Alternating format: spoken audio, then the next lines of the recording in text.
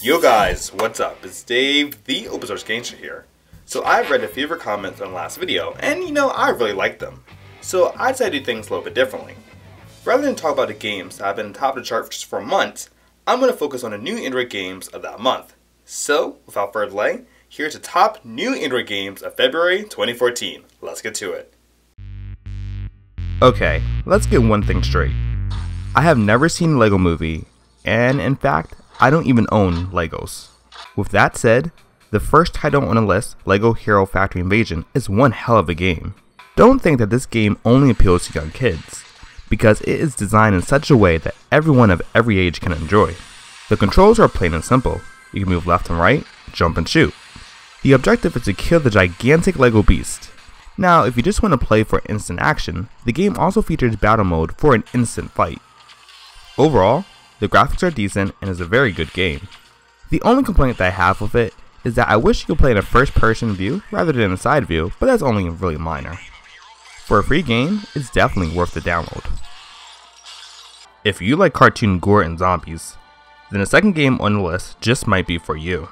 Minigore 2 Zombies had me hooked within the first 30 seconds. Unlike most games, Minigore doesn't waste your time with boring intros and tutorials. You're immediately placed in a field with zombies coming at you from all directions, and they don't stop. You can use different weapons to try to kill them, or end up being smothered by a pack of flesh-eating creatures. What I like is that this game is constantly moving. My eyes don't get bored with what's on the screen. Even more is that this game is filled with so many different enemies and challenges that it hardly feels monotonous. Of course, running multiple zombies on one map does increase your CPU usage, which in turn increases battery drainage. But come on, even if it's only for a few hours, Minigore is worth the free download. Are you ready to get lost? No, I'm serious. Are you ready to get really lost? Third on the list is a game called Out There. And trust me, it's really out there. Out There is a strategy game. Your goal is to make it to distant stars without getting killed. Easy, right? Wrong.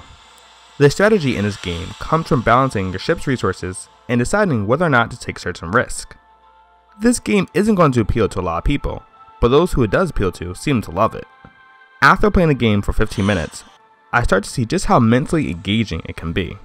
But for $3.99, I was expecting a little more, and don't even bother trying to get through this without going through the tutorial. All in all, if you like this game, then definitely go out and try it.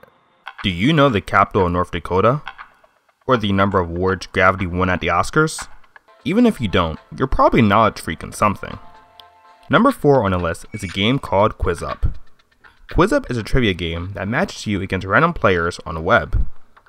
Both of you are presented with a question, and whoever can answer it first and the fastest gains points. What's neat is that Quizup has a whole range of categories, and not just your stereotypical movie trivia. The UI is a little rough around the edges, and could probably use some work. Personally, I think Quizup is going to be another Draw Something or Words with Friends. It's going to become really popular, then after a few months, everyone will have moved on. In any case, I encourage you to check it out. Well, it could be worse. Number 5 on the list is Splashy Fish. I was really hoping not to talk about this game, but how could I ignore it? Ever since the fall of Flappy Bird, this game has been high ranking in the charts. Splashy Fish is one of the many Flappy Bird clones. The objective is to get through the columns without hitting them.